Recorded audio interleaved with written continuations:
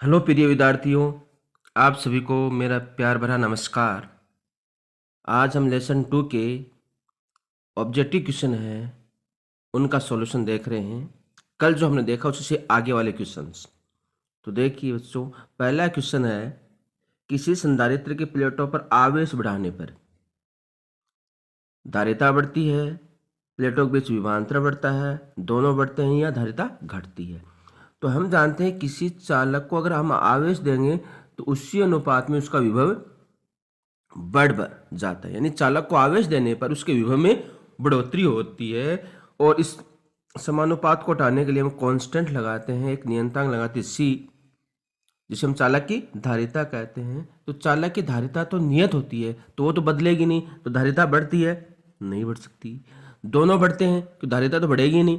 धारिता घटती है, इसमें कोई प्रभाव नहीं पड़ता क्योंकि कांस्टेंट है। क्या बढ़ेगा? चालक को दिया गया आवेश उसके विभव में वृद्धि करता है, तो प्लेटों के बीच विभवांतर बढ़ता है। इसका ऑप्शन बी होगा बच्चों। ओके, इसका ऑप्शन बी है। नेक्स्ट क्वेश्चन देखिए, यदि एक संधारित्र की दोनों प्लेटों को एक दूसरे से जोड़ दिया जाए, तब एक संधारित्र की दोनों प्लेटों को एक दूसरे से जोड़ दिया जाए। जैसे इसमें दिया हुआ है एक संधारित्र की पॉजिटिव प्लेट है, ये नेगेटिव प्लेट है, और इन दोनों प्लेटों को इस तार के माध्यम से जोड़ दिया गया है, तो क्या होगा? विभव अनंत होगा, आवेश अनंत हो जाएगा, आवेश पूर्णानुमान का दोगुना होगा, संधारित्र निरावेशित होगा। क्योंकि अगर दोनों प्लेटों को जोड़ देंगे तो आवेश, पॉजिटिव आवेश है वो नेगेटिव तरफ की जाना प्रयास करेगा, नेगेटिव पॉजिटिव की तरफ जाएगा, तो टोटल आवेश जो आएगा इस सिस्टम पर, जो टोटल आवेश होगा इसमें, वो माइनस क्यू प्लस क्यू हो जाएगा। तो इक्वल्स टू क्या हो जाएगा? जीरो। यानी टोटल आवेश इस पर जीरो होगा, कुल आवेश जीरो हो गया, तो संधारित्र निरावेशित हो जाएगा, यानी संधारित्र पर कोई आवेश ही नहीं रहेगा। ओके बच्चों, अगर दोनों प्लेटों को आपस में जोड़ दिया जाता तो ऐसा होगा। अगला क्वेश्चन है, किसी गोले चालक की धारिता का मान गोले चालक की धारिता का मान समानुपाती होता है। क्योंकि हम धारिता का हमारे पास फॉर्मूला आता है, वैसे हम जानते हैं Q बराबर होता है सी वी होता है बच्चों, और यहाँ से C का फॉर्मूला निकालेंगे तो C बराबर आएगा Q अपॉन V आएगा।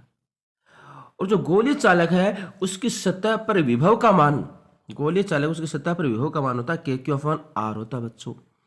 अब V की वैल्यू, अब इस समीकरण में V का मान पुट करते हैं तो हमारे पास C बराबर आएगा Q upon KQ upon R। यहाँ से हमारे पास आ जाएगा R अपॉन K, Q से Q कट जाएगा, R ऊपर जाएगा तो R अपॉन K। तो R का मान बराबर होता है 1 अपॉन 4 पाई एप्सिलॉन नॉट होता है बच्चों। तो K का मान रखेंगे तो 4 पाई एप्सिलॉन नॉट ऊपर आएगा इंटू R, यानी R के समानुपाती होगा। तो अगर गोले चालक की जो धारिता है बच्चों वो R के समानुपाती होती है, तो ऑप्शन ए सही होगी। नेक्स्ट क्वेश्चन, ये इंपॉर्टेंट क्वेश्चन है बच्चों, इसको पढ़ना कई बार ऐसा क्वेश्चन आया हुआ है कि दिए गए चालकों में किसकी धारिता अधिक? दो चालक आपको ग्राफ में दिखाए गए हैं, एक चालक ए है और दूसरा चालक बी है। क्यू और वी के मध्य ग्राफ दिया गया है, क्यू आवेश और वी विभव है। तो हम जानते हैं कि चालक को दिया गया आवेश उसके विभव के समानुपाती है, तो ग्राफ आपका एक समानुपाती ग्राफ आएगा। तो क्यू बराबर सी वी होता है, जहाँ एक सी समानुपाती नियंत्रक है, और यहाँ से सी का फॉर्मूला निकालते हैं तो सी बराबर आता है क्यू अपॉन वी आता है। ओके बच्चों, अब इस ग्राफ की ढाल देखते हैं। तो ये जो ग्राफ दिया हुआ इस ग्राफ की ढाल हम निकालते हैं। ढाल यानी टेन थीटा होता है, और टेन थीटा बराबर होता है लंब बटे आधार होता है। इसके अंदर लंब आपका हो गया चार्ज वाला, और आधार इसका हो गया v हो गया, तो क्यू अपॉन वी। तो ten theta Q upon V हो गया, ये इसकी स्लोप हो गई बच्चों, इस ग्राफ की स्लोप। और क्यू अपॉन वी क्या होती है? धारिता चालक की धारिता c होगी, तो c बराबर क्यू अपॉन वी, और क्यू अपॉन वी क्या है? टेन थीटा इस ग्राफ की ढाल। तो इसका अर्थ ही हुआ कि थीटा का मान अधिक है तो चालक की धारिता अधिक होगी, थीटा का मान अधिक है तो चालक की धारिता अधिक होगी। तो हम जानते हैं कि ये थीटा बी के लिए और ये थीटा आपका क्या है? ए के लिए है। तो जो थीटा ए है चालक ए के लिए थीटा का मान बी से अधिक है, तो ए की धारिता है वो बी से क्या होगी? अधिक होगी। ओके बच्चों, तो चालक एक दिए गए चालक की किसकी धारिता अधिक होगी? तो चालक ए की धारिता अधिक होगी। अगला क्वेश्चन देखिए बच्चों, अगला दिया सेम वैसा का वैसा ये, एक विलगित वस्तु के लिए वी और आवेश क्यों में लेखा चित्र प्रदर्शित करता है, इस वस्तु की धारिता होगी। अब देखिए इसके अंदर जो पहले वाला अपना क्वेश्चन था उसका उल्टा दे दिया, इसके अंदर वाई अक्ष पर वी दिया हुआ और एक्स अक्ष पर क्यू दिया, उसका उल्टा दिया हुआ। अगर इस ग्राफ के हम ढाल निकालें तो इस ग्राफ की ढाल हम निकालते हैं, ढाल बराबर हमारे पास होता है टेन थीटा। ओके बच्चों, और टेन थीटा बराबर होता है लंब बटे आधार, तो इसका लंब वी है, इसका लंब क्या है? तो वी अपॉन क्यू हो गया। जबकि हम जानते हैं धारिता बराबर होती है क्यू अपॉन वी होता है, इसका उल्टा होता है। तो टेन थीटा का उल्टा कर दो, यानी मैं वन अपॉन टेन थीटा लिखूं, इसको वन अपॉन टेन थीटा लिखते हैं तो क्या आएगा? Q upon V. और ये होती सी, ये होती धारिता सी होगी, तो वन अपॉन टेन थीटा क्या होगा? Cot theta. टेन थीटा का उल्टा क्या होता है बच्चों? कोट थीटा, तो इसका आंसर आएगा कोट थीटा। यह आपको ध्यान में रखना है, क्योंकि इससे पहले वाला क्वेश्चन था सेम ऐसा का था, उसके अंदर वाई अक्ष पर हमने आवेश लिया था और एक्स अक्ष पर हमने वी लिया था। इसके अंदर y अक्ष पर v और x अक्ष पर आवेश है, इसलिए इसकी स्लोप निकालेंगे तो उसकी स्लोप पहले से उल्टी आएगी। इसको आपको ध्यान रखना है। स्लोप टेन थीटा का उल्टा करेंगे तो कोट थीटा आ जाएगा। ओके बच्चों, तो इसका आंसर हो गया। नेक्स्ट क्वेश्चन, दो आवेश को एक दूसरे से d दूरी पर रखे हैं तो उनके मध्य बिंदु पर विभव क्या आएगा? दो आवेश एक दूसरे से d दूरी, उनके मध्य बिंदु पर विद्युत विभव, तो एक आवेश प्लस क्यू यहाँ रखा, दूसरा आवेश प्लस क्यू यहाँ रखा, दोनों के बीच की दूरी डी है, इनका मध्य बिंदु हमने पी लिया है, तो यहाँ से यहाँ तक की दूरी डी बाई टू होगी, यहाँ से यहाँ तक की दूरी डी बाई टू होगी। तो पहले आवेश के कारण बिंदु पी पर विभव के क्यू, क्योंकि किसी बिंदु पर विभव का फॉर्मूला आता है वी बराबर के क्यू अपॉन आर होता है बच्चों। तो आर की जगह यहाँ पर डी बाई टू हो जाएगा, तो के Q upon D by two क्या बनेगा? टू के क्यू अपॉन डी। दूसरे कारण भी यही होगा, आधा के Q upon D by two, तो टू के क्यू अपॉन डी आएगा। दोनों का अगर प्लस करते हैं हम, दोनों को देख बच्चों प्लस करते हैं तो देखिए हमारे पास क्या आएगा, दोनों को प्लस करेंगे तो v बराबर v1 प्लस v2, टू के Q upon D plus two के क्यू अपॉन डी, फोर के क्यू अपॉन डी इसका आंसर होगा बच्चों। ओके, तो इसका आंसर है। नेक्स्ट, पृथ्वी की धारिता कितनी होती है? वैसे पृथ्वी की धारिता हम अनंत मानते हैं, क्योंकि पृथ्वी का मानक विभव हमने जीरो माना है। अगर मानक विभव हमने जीरो मान लिया तो इसकी धारिता अनंत होगी। लेकिन पृथ्वी को एक चालक गोला मान ले, ये ज्यादा इंपॉर्टेंट है। यदि पृथ्वी को चालक गोला मान लिया जाता है तो इसकी धारिता का फॉर्मूला C बराबर 4πε∗r होगा। पृथ्वी की रेडियस हमें पता है और रेडियस की वैल्यू हम पुट करें कि पृथ्वी की रेडियस होती है 6400 किलोमीटर, और यहाँ से हम C का मान निकालते हैं तो आता है 711 माइक्रोफेरेड। तो यदि पृथ्वी को चालक गोला मान लिया जाए तो उसकी धारिता 711 माइक्रोफेरेड होगी। बच्चों याद रखना, सामान्यतः अगर आपसे पूछा जाता है पृथ्वी की धारिता कितनी है तो वो अनंत होती है, लेकिन यदि चालक गोला मानते हुए आपसे पूछा जाता है तो आप 711 लिखेंगे। ओके, अति लघुत्रात्मक प्रश्न, किसी आवेश के कारण अनंत पर विद्युत विभव कितना होता है? किसी आवेश के कारण अनंत पर, हम जानते हैं कोई भी आवेश है उसके कारण आर दूरी पर विद्युत विभव का सूत्र होता है के क्यू अपॉन आर। अगर आर का मान अनंत हो गया, फॉर्मूले में पुट करेंगे तो वन अपॉन इन्फिनिटी क्या हो गया? जीरो आता है। तो अनंत पर विद्युत विभव कितना होगा बच्चों? जीरो होगा। ओके, नेक्स्ट क्वेश्चन, दो बिंदु आवेशों के निकाय की स्थितिज ऊर्जा का सूत्र क्या होता है? दो बिंदु आवेशों के निकाय की स्थितिज ऊर्जा का सूत्र होता है U बराबर के Q1 Q2 अपॉन R होता है बच्चों। ओके, U बराबर क्या होता है? के Q1 Q2 अपॉन R होता है। आवेशों की स्थितिज ऊर्जा का मतलब है उन दोनों आवेशों को आनंद से उस आवेश के निकाय को निर्माण करने के लिए किया गया कार्य, उन आवेशों के निकाय की विद्युत स्थितिज ऊर्जा होती है। तो इसका मान होगा U बराबर के Q1 Q2 अपॉन R। ध्यान रखिए, विद्युत स्थितिज ऊर्जा के सूत्र में हम आवेशों को चिन्ह सहित प्रयुक्त करेंगे। अगर आवेश पॉजिटिव है तो पॉजिटिव चिन्ह आएगा, दूसरा आवेश नेगेटिव है तो नेगेटिव चिन्ह आएगा। इसका आप ध्यान जरूर रखिए। नेक्स्ट क्वेश्चन है, विद्युत विभव की परिभाषा दीजिए। ये सदिश राशि है, अदिश राशि भी वेरी इंपॉर्टेंट है बच्चों। विद्युत विभव यानी विद्युत विभव का मतलब हुआ किसी परीक्षण आवेश को अनंत से विद्युत क्षेत्र के किसी बिंदु तक लाने में किया गया कार्य, उस बिंदु पर क्या कहलाता है? विद्युत विभव कहलाता है बच्चों।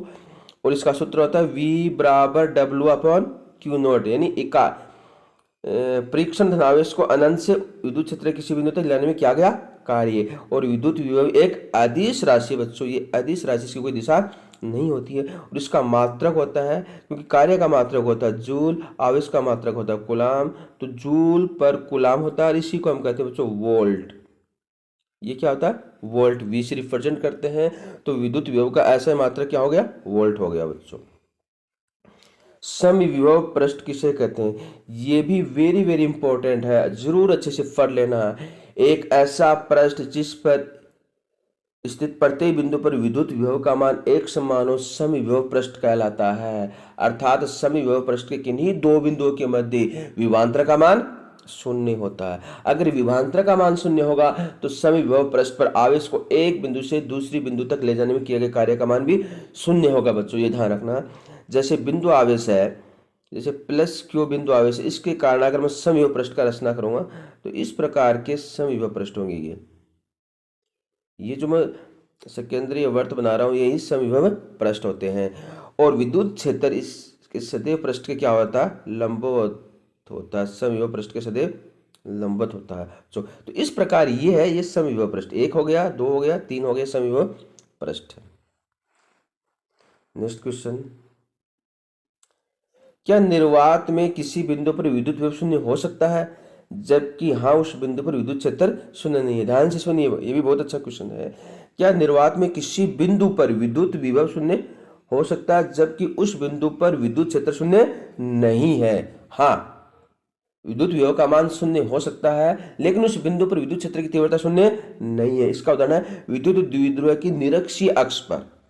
विद्युत जो द्विध्रुव है उसकी निरक्षीय अक्ष पर, ये विद्युत द्विध्रुव है और इसकी निरक्षीय अक्ष है, तो हम जानते हैं विद्युत द्विध्रुव की निरक्षीय अक्ष के प्रत्येक बिंदु पर विद्युत विभव का मान शून्य होता है। लेकिन निरक्षीय बिंदु पर विद्युत क्षेत्र की तीव्रता होती है Kp/r³ होती है। तो याद रखिए, ऐसा स्थान जहां पर विद्युत विभव शून्य है लेकिन विद्युत क्षेत्र की तीव्रता शून्य नहीं है, तो यह है विद्युत द्विध्रुव की निरक्षीय रेखा, जहां पर विद्युत विभव शून्य है लेकिन विद्युत क्षेत्र की तीव्रता शून्य नहीं है। ओके बच्चों, अगला देखिए, ये भी वेरी वेरी इंपॉर्टेंट क्वेश्चन है जो मैं पहले बता चुका हूं, बहुत बार एग्जाम में पूछा गया है कि समविभव पृष्ठ पर किसी आवेश को एक बिंदु से दूसरी बिंदु तक ले जाने में किया गया कार्य कितना होगा?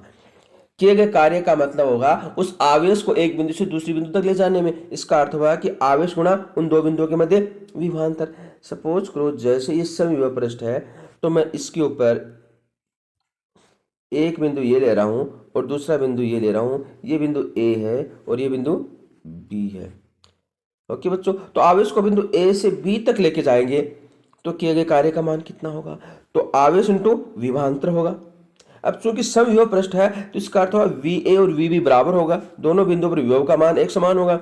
अगर दोनों बिंदुओं पर विभव का मान एक समान हो गया तो विभवांतर शून्य हो गया, और विभवांतर शून्य हो गया तो किए गए कार्य का मान क्या होगा? शून्य होगा बच्चों। तो ये वेरी वेरी इंपॉर्टेंट है कि समविभव पृष्ठ पर आवेश को एक बिंदु से दूसरी बिंदु तक ले जाते हैं तो किए गए कार्य का मान शून्य होगा। ओके, नेक्स्ट क्वेश्चन, विद्युत द्विध्रुव की निरक्षीय पर विद्युत विभव का मान कितना होता है? तो हम जानते हैं विद्युत द्विध्रुव के कारण r दूरी पर थीटा कोण पर विद्युत विभव का सूत्र होता है। ये सूत्र वेरी वेरी इंपॉर्टेंट है जो आपको याद रखना है, V बराबर Kp cos θ/r²। ये आपका विद्युत द्विध्रुव है, ये -q आवेश है, ये +q आवेश है, और यहां से हमने ये थीटा कोण पर r दूरी पर ये बिंदु P है, और इस बिंदु P पर विद्युत विभव का हमारे पास ये फॉर्मूला आता है Kp cos θ/r²। ओके बच्चों, अब यदि ये कहना चाह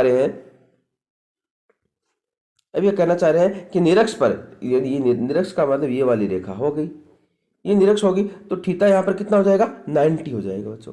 अगर थीटा 90 हो गया तो हम जानते हैं कोस 90 कितना होता है? 0 होता है। कोस 90 क्या होगा? 0 हो गया, तो निरक्षीय बिंदु पर विद्युत विभव का मान कितना हो गया? शून्य हो गया बच्चों। तो याद रखिए, विद्युत विभव के कारण उसकी निरक्षीय रेखा के किसी बिंदु पर विद्युत विभव का मान 0 होता है।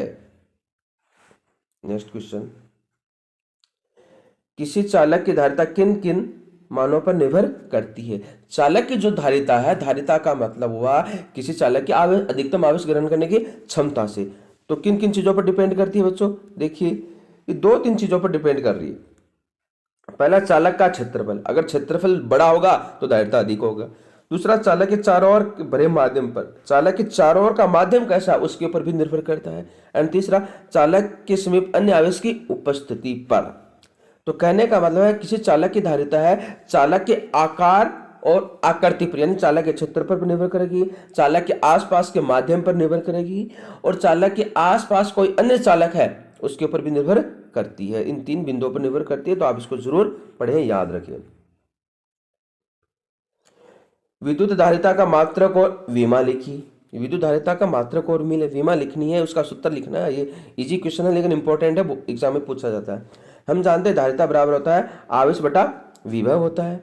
आवेश का मात्रक कूलाम होता है, विभव का मात्रक वोल्ट होता है, और कूलाम पर वोल्ट को हम कहते हैं फेरड, जिसको हम एफ से रिप्रेजेंट करते हैं। ओके बच्चों, अगर इसकी विमा निकालनी है तो विमा निकाल दीजिए, क्योंकि सूत्र होता है क्यू अपॉन विभव, वी बराबर होता है डब्ल्यू अपॉन क्यू होता है। तो यहां पर हम डब्ल्यू अपॉन क्यू रखेंगे तो डब्ल्यू नीचे आएगा, क्यू का स्क्वायर हो जाएगा।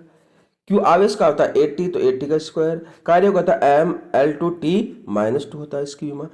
तो इसको हम सोल्व करेंगे तो हमारे पास इसकी विमा आ जाएगी। ओके बच्चों, इसकी विमा ये होगी M minus 1 L minus 2 T की पावर 4 ए 2 होगा। समांतर प्लेट संधारित्र का सूत्र लिखिए, भी वेरी वेरी इंपॉर्टेंट है। समांतर प्लेट संधारित्र हमने पढ़ा है कि इस प्रकार 2 चालक प्लेटें होती है, एक दूसरे के बहुत समीप, तो दोनों पर आवेश का परिमाण एक समान होता है। जिसका क्षेत्रफल ए हो और इसके मध्य की दूरी डी हो, तो इसकी धारिता का फॉर्मूला होता है C equals to A epsilon naught upon D. यानी समांतर प्लेट संधारित्र की धारिता है वो उसके क्षेत्रफल के समानुपाती होती है, और प्लेटों के मध्य की दूरी डी के व्युत्क्रमानुपाती होती है। क्षेत्रफल के समानुपाती और प्लेटों के मध्य की दूरी डी के व्युत्क्रमानुपाती होती है। तो ये क्वेश्चन वेरी वेरी इंपॉर्टेंट है। नेक्स्ट, पेराविद्युतांक व विद्युत प्रवृत्ति में संबंध लिखिए। पेराविद्युतांक व विद्युत प्रवृत्ति में संबंध लिखिए। तो पेराविद्युतांक और विद्युत प्रवृत्ति में जो संबंध है वो इस प्रकार का दिया हुआ है, आपकी जो एनसीईआरटी बुक में वही आपको पढ़ना है। ये है काई, विद्युत प्रवृत्ति है, इसको हम काई बोलते हैं। काई इक्वल्स टू होता है एप्सिलॉन नॉट, काई इक्वल्स टू एप्सिलॉन नॉट और के माइनस 1 होता है। ये आपको ध्यान में रखना है। एनसीईआरटी जो बुक है वही हमें पढ़नी है, उसी सॉल्यूशन को हमें समझना है। तो विद्युत प्रवृत्ति और पेराविद्युतांक, काई विद्युत प्रवृत्ति होगी और के पेराविद्युतांक है। तो काई इक्वल्स टू एप्सिलॉन नॉट, ये निर्वात की विद्युतशीलता, ब्रैकेट के माइनस 1 होता है। ओके बच्चों, इसको आप ध्यान में रखेंगे। अगला क्वेश्चन है, किसी चालक के अंदर विद्युत क्षेत्र की तीव्रता कितनी होती है। कोई भी चालक है उसके अंदर विद्युत क्षेत्र की तीव्रता क्या होती है, 0 होती है। जैसे हमने गाउसीय प्रश्न में पढ़ा है, गाउस का सूत्र उसमें पढ़ा है कि एक चालक है, एक समान आवेशित गोलीय कोश है जिसको प्लस क्यू आवेश दिया है, जो उसके ऊपर एक समान रूप से वितरित हो जाता है, तो उसके अंदर विद्युत क्षेत्र की तीव्रता क्या होती है, 0 होती है, कि अंदर उसके कोई आवेश नहीं होता। तो कोई भी चालक हो उसके अंदर विद्युत क्षेत्र की तीव्रता सदैव क्या होगी, 0 होगी बच्चों। ओके, नेक्स्ट क्वेश्चन है, आवेशित चालक के पृष्ठ पर विद्युत क्षेत्र कितना होता है। आवेशित जो चालक है, कोई भी आवेशित चालक है उसके पृष्ठ पर विद्युत क्षेत्र की तीव्रता होती है E बराबर सिग्मा अपॉन एप्सिलॉन नॉट। ये सूत्र भी आपको बच्चों याद रखना है। कोई भी चालक हो उसके पृष्ठ पर विद्युत क्षेत्र की तीव्रता का सूत्र होता है सिग्मा अपॉन एप्सिलॉन नॉट। यह पृष्ठ आवेश घनत्व के रूप में पूछा गया है। ये किसी एकल धनावेश के लिए समविभव पृष्ठ बनाई हूँ, पहले बता चुका हूँ। एकल धनावेश के लिए समविभव पृष्ठ सेकेंद्रीय गोलों के रूप में थे। ये एक समविभव पृष्ठ है, ये दूसरा समविभव पृष्ठ है, ये तीसरा समविभव पृष्ठ है। तो सेकेंद्रीय गोलों के रूप में थी और विद्युत क्षेत्र की तीव्रता सदैव गोले के पृष्ठ के बाहर और लंबवत होती है। ओके बच्चों, नेक्स्ट विभव प्रवणता, ये भी इंपॉर्टेंट है, पहले भी हम इसके बारे में डिस्कस कर चुके थे। विभव प्रवणता से क्या तात्पर्य है, यानी विभव में दूरी के साथ परिवर्तन की दर। विभव प्रवणता को हम dv अपॉन dr से लिखते हैं, तो दूरी के साथ विभव में परिवर्तन की दर विभव प्रवणता कहलाती है। ठीक है, विभव प्रवणता एक सदिश राशि, ये भी ध्यान रखें, विभव प्रवणता वो कैसी राशि है बच्चों, ये एक सदिश राशि है। ठीक है, दूसरा इसका मात्रक होता है वोल्ट पर मीटर, ये भी वेरी वेरी इंपॉर्टेंट है। क्वेश्चन आता है विभव प्रवणता का मात्रक लिखिए, मात्रक होता है वोल्ट पर मीटर, क्योंकि विभव प्रवणता है विभव में दूरी के साथ परिवर्तन। ओके बच्चों, नेक्स्ट है किसी रेखीय आवेश के कारण समविभव पृष्ठ बनाए, तो रेखीय आवेश के कारण समविभव पृष्ठ आपको इस प्रकार बनेगा, बेलनाकार, ये समविभव पृष्ठ है। ठीक है, रेखीय आवेश के कारण इस प्रकार से बनता है। संधारित्र की परिभाषा दीजिए। सिंपल है, संधारित्र की परिभाषा आपको पता है कि दो समांतर प्लेटों का एक ऐसा समूह जिस पर समान परिमाण व विपरीत प्रकृति का आवेश उपस्थित हो संधारित्र कहलाता है। इस प्रकार का हमने बहुत बनाया है। दो समांतर प्लेटों का समूह है जिन पर परिमाण में समान लेकिन प्रकृति में विपरीत आवेश उपस्थित हो, उसको हम क्या कहते हैं, संधारित्र के नाम से जानते हैं।